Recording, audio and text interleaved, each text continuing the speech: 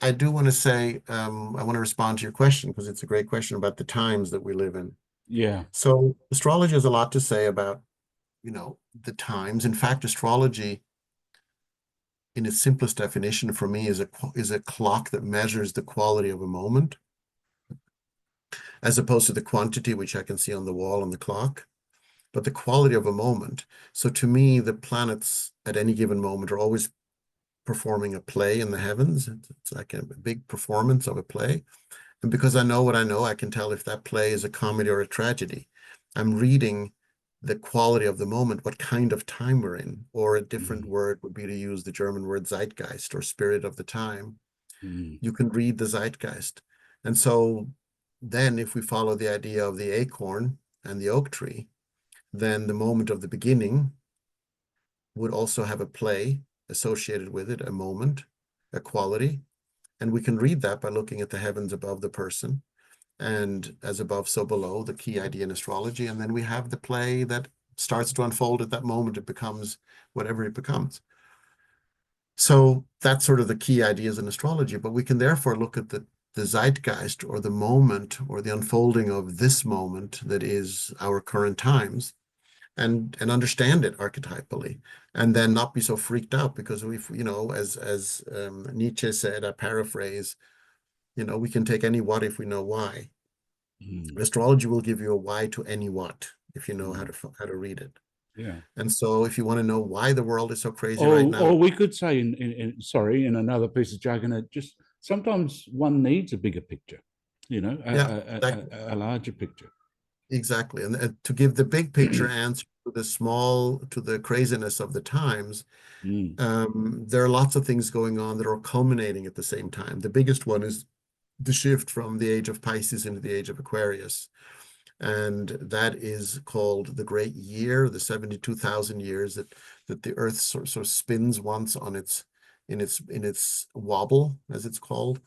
And that's a little bit hard to explain quickly, so I suggest people look that up. It's called the precession of the equinox.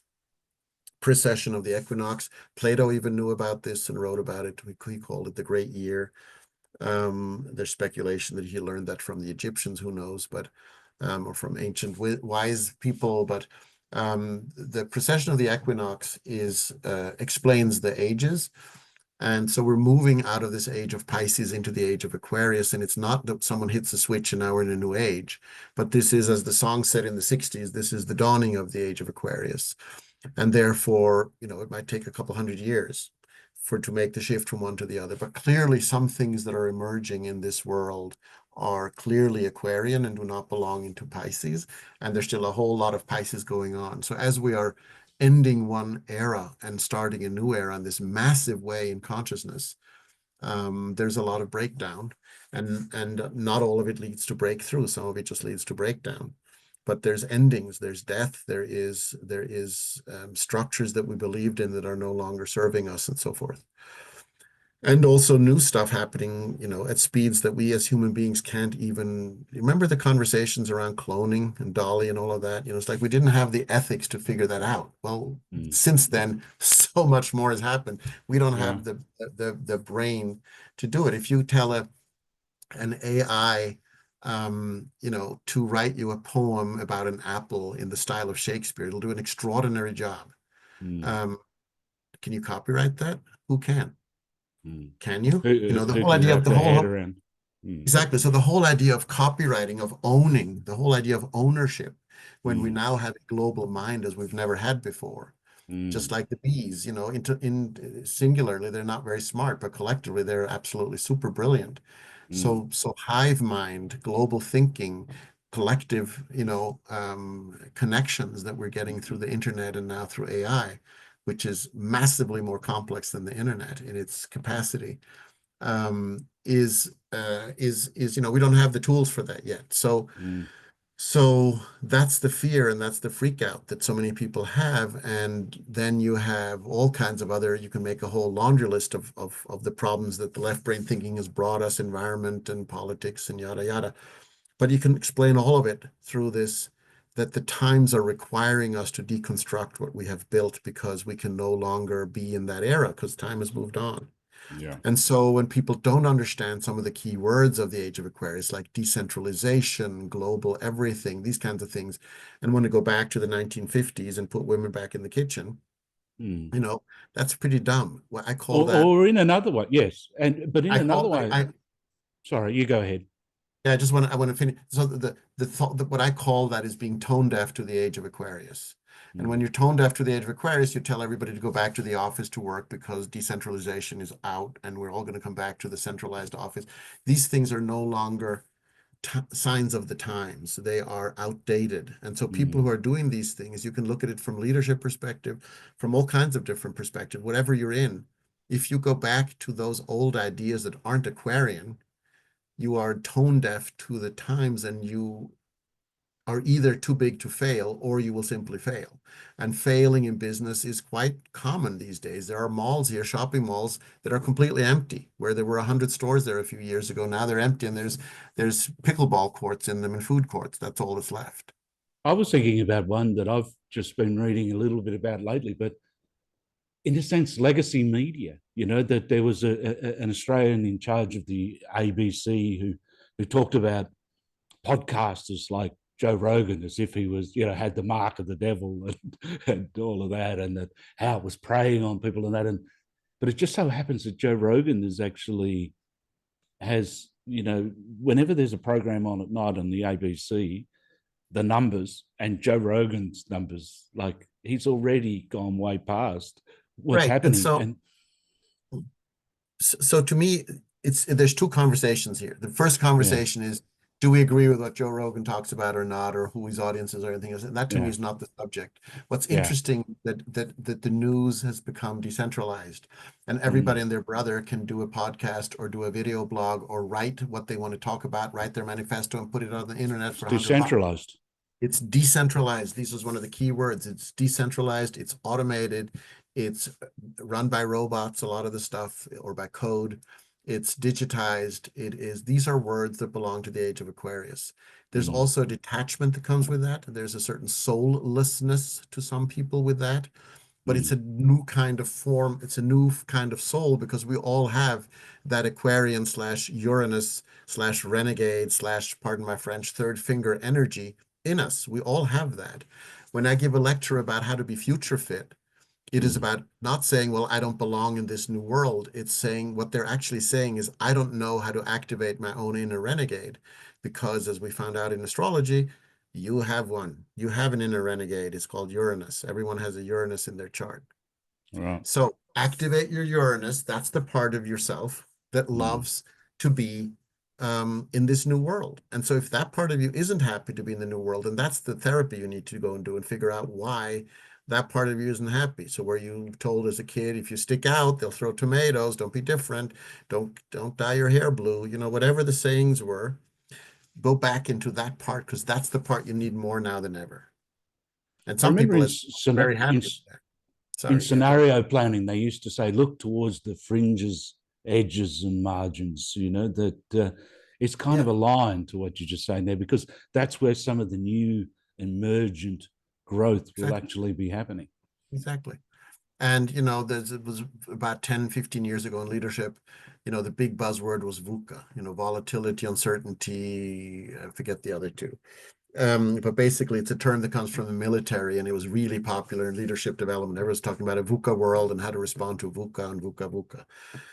It's an acronym. Well, the other day I read this great term. Someone was talking about surfing the VUCA world. I love that term. That's like, yeah, Mm. That's let's like thriving on chaos back in Tom exactly, Peterson's exactly. time. Yeah. Exactly. Thriving on chaos. These are the kinds of things. It doesn't suit everybody, and Mm. it's not going to be everybody's cup of tea, but it Mm. helps to know that you have access to this kind of world and Yeah. thinking. A part of you knows how to do that, and you can activate that part of yourself. That Right. becomes the work if you want to be part of this. It's Yeah. like old people, in my generation who are, buying their first computer and saying, I'm going to learn this because I want to talk to the grandkids. It's not my Mm. world, but I'm going to learn it. And suddenly they become whizzes at the computer.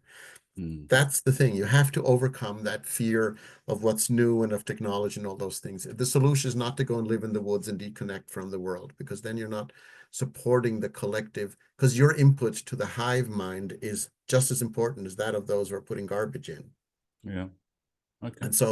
And so we have a responsibility to the collective by participating in the conversation and by giving ideas and thoughts and deciding about the quality of what we put into the system. Mm. And so it matters if you get a text, if you just pass it on, if you get a meme or something on the internet or in Facebook and you just pass it on blindly to others. It matters if you don't filter it. The number one, that's how misinformation gets passed around so fast. The number one keyword in my mind that people need to learn over the next however long period is the word discernment. Discernment to me is the number one word. And what And do you that mean by means, that? what I mean with that is that the millions of pieces of information that we get bombarded with constantly, we need to discern what is worth keeping, passing on, integrating into our own thinking, and what is worth throwing away. That takes discernment, which is a very lacking capability, especially with AI. AI is very seductive. I love AI, and I'm teaching a 10-week course on AI in the spring. And I think it's fabulous. And I'm also very aware that it's very seductive. So I did some research on something, and I asked AI, so hey, give me 6 people who have Saturn Sun conjunction, because I needed that for some research. Okay, so it gave me 6 people with a great explanation of this, that, and the other, and I went and looked up their charts just to verify. None of them actually had Sun-Saturn conjunction. So, it tells you great stories, and it approximates and makes up things. And so it's called ghosting, I think is the term. No, not ghosting. It's called hallucinations or something. There's some term for it already when AI makes up stuff. It's like it's an over-enthusiastic kid that wants to have its hand up all the time with answers. And that's great, but we have to have discernment in how to deal with that information. We have to use critical thinking. We have to use, multiple sources, what any journalist has been doing forever. We need to question things. We need to know how to do good research. We need to know who to listen to. We need to judge our sources and these kinds of things. We need to listen to them, we need to question the messenger. James Hillman might get a shock if he just heard this, because he'd say, you're talking about Apollo. It sounds Apollonic in some senses. Meaning, I'm not disagreeing with it.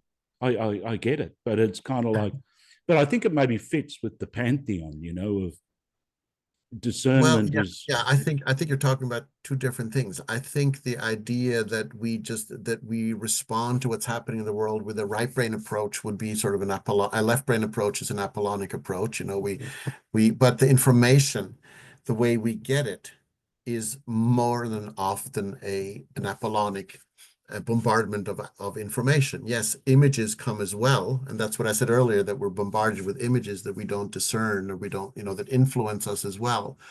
And so yes, people need to, I agree with you, and I agree that we need to add, and I would have agreed with my father if he had said something about, hey, this is too Apollonic.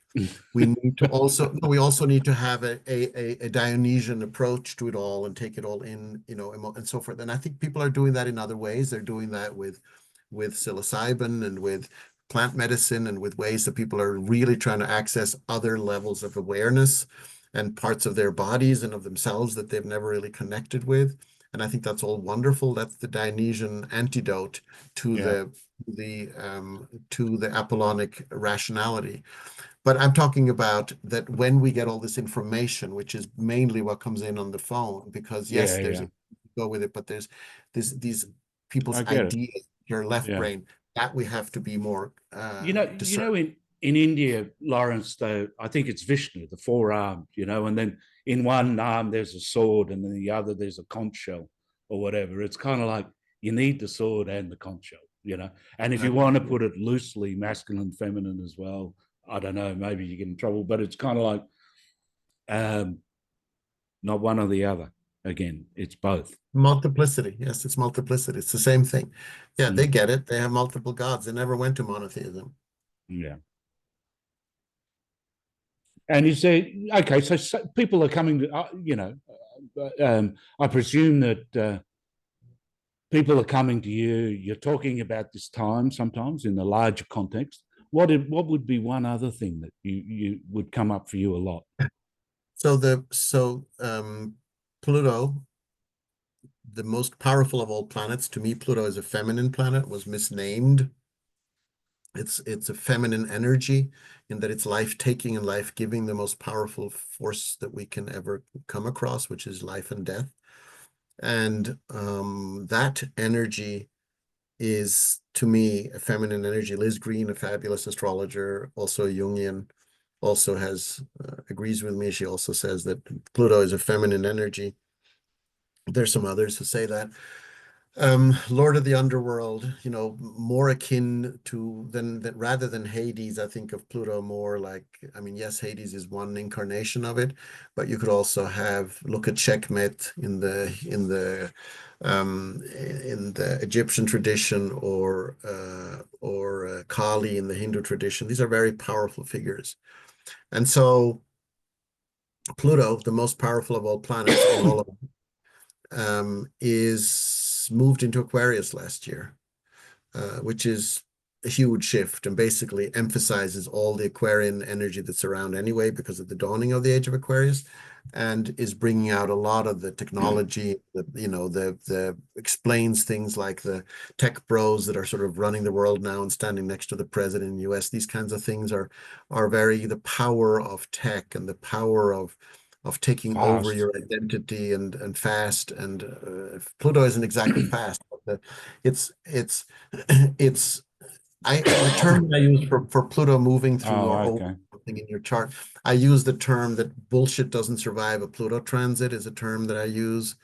And what I mean with that is that a lot of the bullshit that we've already seen now about Aquarius, the detachment, the coldness, the mass, the power of it's an interesting thing how power goes in Aquarius, because you have the power of the individual who, if she's smart, can sit in her basement, in the backwoods somewhere and take down a whole government.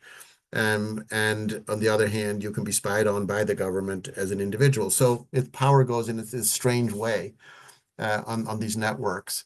But so the power, issues about power, issues of the power of technology. There's a lot of pushback. There's talk about a whole new internet that is not controlled by medium. There is a lot of talk about aliens, which also belongs in Aquarius. There's a lot of talk about the global mind, as I've talked about. So these kinds of things. TikTok is taken down. Yeah, exactly. And then it goes back up, and then it goes these kinds of things. It's all the end. Many people have predicted the end. I don't believe in any predictions, but people have predicted the end. It just tells you the zeitgeist. Have predicted the end of these big social media things because they've been taken over by advertising and money making concerns. It's not about sharing ideas anymore, and these things. So there's a pushback against capitalism itself, against people are figuring out on the internet how to make money in completely new ways that weren't possible before, by doing what they love to do and having other people look at it and watch some ads in between and things. It's a fascinating new way that younger people finding ways to not have to work for the man and do their passion. That wasn't really possible before the internet. In that same way. So you find these new ways, but I think the Pluto in Aquarius is the second thing that's really big right now. We have the US Pluto return that happened also last year. There's just a lot of different things. It gets rather technical. There's a lot of people out there writing and talking about these things right now, but overall, there's a broad sort of takeaway from all of it without getting into the nitty-gritty Yeah. details. And the broad takeaway is that anybody who is predicting anything right now is an idiot in my mind. And I say that as an astrologer. I don't believe in predictions. But what we can do is we can understand the kind of time that we're in. And the one Yeah. thing that I will say that might sound like a prediction is that, expect the unexpected. If anybody thinks they know what's coming, they're wrong, because the whole purpose of Aquarius is that we don't know it yet. This is the sign of invention. Creativity, new things, breakthroughs, mind-boggling new things. I mean, AI was sort of a fantasy of science fiction 2 years ago. and then it suddenly hit the world about 18 months ago or so, and it's changed a lot of people's lives. If you've ever played with AI, it's mind-boggling. And so it's a very exciting time if you're not afraid of change, and if you're not Change. afraid of embracing the unknown. And every single day of my life at this time, I challenge myself to break one rule that I've had, Right. something Okay. that's different. Don't have to do that anymore. Why do I still have to do that? Not important. In other words, I'm embracing the change by changing little things in my life every day to be comfortable with the change. Could I say this, a bit of backyard astrology without knowing anything about astrology? You might come across that from time to time. But when you talk about Pluto, I think of it in terms of the deepening isn't always pleasant either. It's just like, there's such a beauty to the deepening. There's something Venusian about the deepening, and it opens up the world to new intimacies and relationship with the world and all of that. But there's this tearing off of the old skin and um,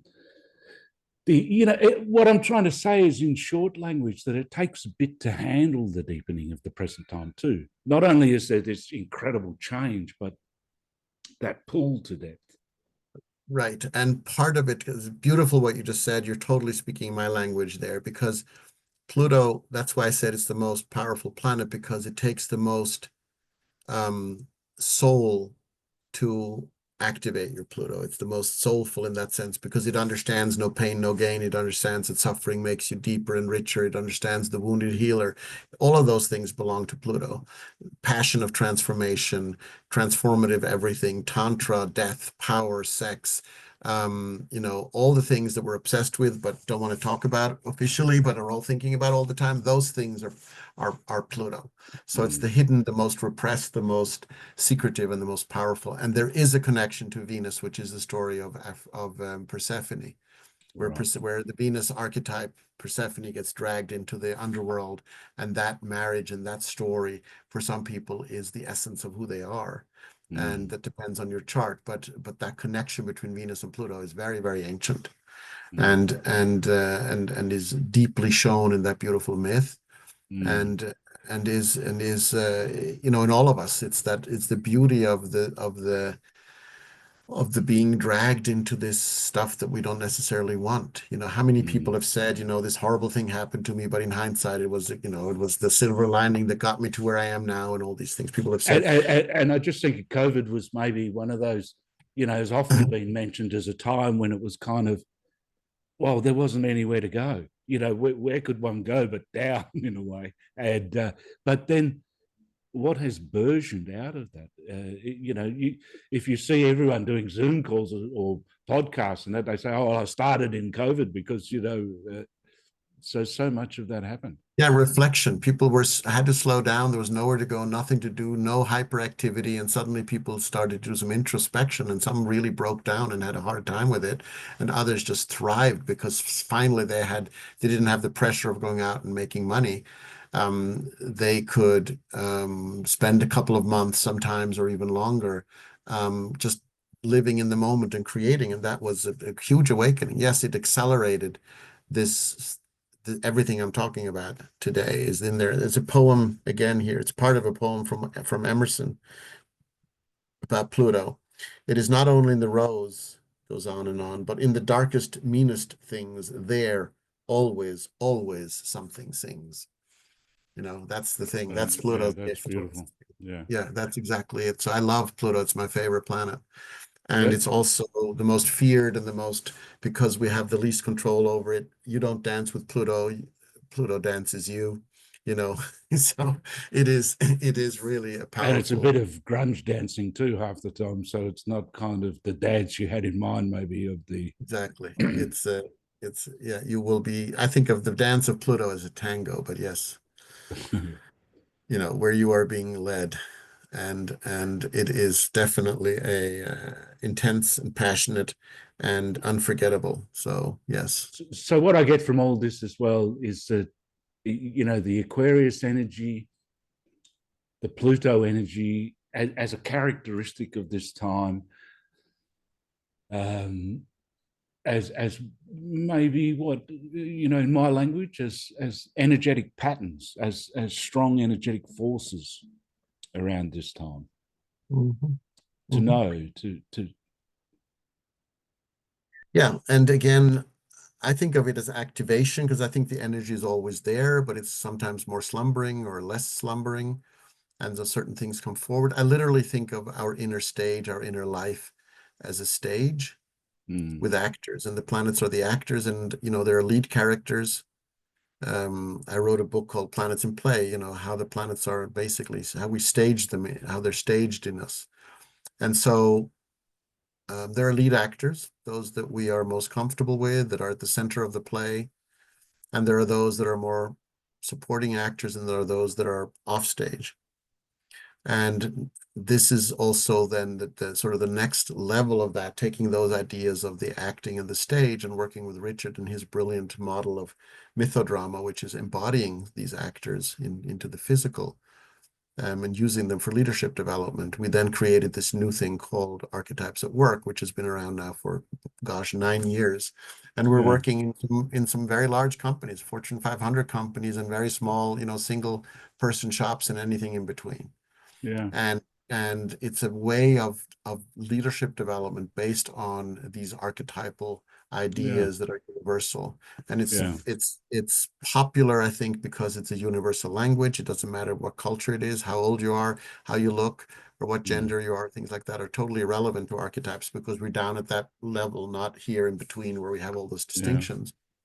And so it's an international language, a global language, and it's non-judgmental, and it's that everybody has the same. So we're not in a box. We're not typecast that I'm this and you're that, but we're all actually have this. But I can now go to someone in a different culture and say, hey, we work in the same company. How does your culture express this archetype? Let's talk about the warrior in your culture versus my culture, and now we have a yeah, conversation that's actually interesting to both of us. which is diversity and variety of expression within the archetypal essence, and that the Maori warrior and the Aboriginal Australian Aboriginal warrior have differences in flavor, in style, and Exactly. taste, or whatever. Exactly. Yeah, Exactly. And but they both recognize the warrior, even though they have different.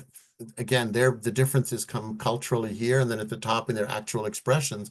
But yeah, everybody understands that they're talking about the warrior, not about the lover, mm, or about the dreamer, or about mm, that those yeah, are different. And so we can find what we have in common in a time of great separation mm. is, to me, a really important piece. Well, that's great. Laurence, I'm going to put all of that up. Maybe that's a good place to finish. And I'm going to put the links to archetypes of work and all of that. I just have one. I know this, I don't want to ask a big question, but this is the last one. What about poor old Jupiter in all of this? I mean, we used to like the whole, like, okay, I can understand there's a bit of Mars conflict going on, and okay, it's Aquarian, and Pluto's dragging me down and beautifying things as it's doing it. But sometimes, but Hold on one second. I want to just respond to that. It's very important how we talk to ourselves. Pluto is never dragging you down, but right, Pluto in your chart can be really active, maybe yeah, right now or maybe always. And your way of dealing with that right now is that it's dragging you down. And you could say, how could I use this intense Pluto energy different than it yeah, dragging me down? That is called yeah, free will. yeah, yeah. But to do that, that's I put a co-creation. connotation Right, on right. for But sure. that's Yeah, and that's the point. And we all talk like that. I do it too. But the point is it's a big difference because now you have a choice. You yeah, can say, I have a very active Pluto. What do I want to do with that? As opposed to Pluto is dragging me down and then I'm a victim. yeah.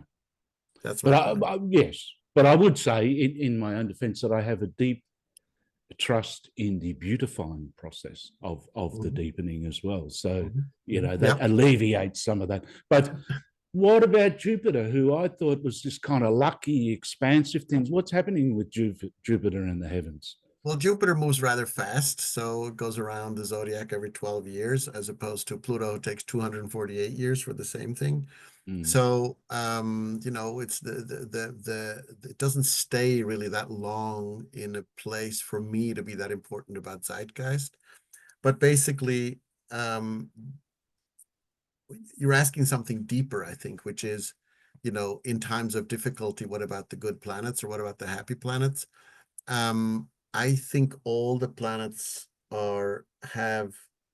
operate on a scale from very beneficial to very destructive. Right. Too much Jupiter's expansion and growth. Too much growth, you've got a person standing in every square foot of the earth. Too much growth, you've got a big wasteland. Too much growth, you've got cancer growth. Growth, the urban sprawl. Growth is not a good thing just because it's Jupiter. Jupiter is wonderful if you want to grow your bank account, or if you want to grow, something in the garden. So growth, again, the archetype itself just says it's about growth, but what that then actually means for you is not always a good thing. So what you make with that energy is what makes it useful. That's where discernment again would come in very handily. Jupiter is considered, our longing for exploration, our longing for journeys inwardly, as in studying things, learning things, going back to school, that kind of longing, and externally, as in I want to climb that mountaintop over there because it's there, and I want to have that adventure, and I want to get through that and bring people along with me. It's the teacher, it's the student, it's those kinds of things. It's learning and exploring. So yes, there's a place for that, and I don't value it more than other planets. I think they're all important. Depends what I'm trying to do, and then I Yeah. pick the one that's appropriate for the action and I activate it. Yeah. Okay. But yes, I get it that those, and Venus is lovely and is about beauty and harmony and chocolate and seduction and gold and relationships and passion and all those things. Yes, it's also And about mousse. You forgot and mousse. chocolate mousse. And it's also about backstabbing. It's also about backstabbing and intrigues and gossip and cheating and lying and all those things is also Venus. So there are no good or bad planets. And It's it's also sometimes, when I think of Marilyn, I was chatting with someone the other day of the archetypal force, which is greater than oneself, which is hard to contain sometimes. It's like there's a human that became involved with a big archetypal force that is, that's something to deal with. Yeah, some people are, I call that slightly something different. I call that people who are very clear embodiments of an archetype. So for instance, Mandela is a good example of someone who clearly embodies the sun or the sovereign, and has that radiance and that presence that doesn't have to say much. He takes on a room because of there's his whole history and all of those things. But if somebody had no idea who he was and walked into a room with him, they would have that sense about him. Yeah. That's someone who very well embodies that archetype. And again, it's not just how you look, it's an energetic thing. So some people embody the warrior, some people embody the lover, and it's not gendered. Anybody can embody any archetype.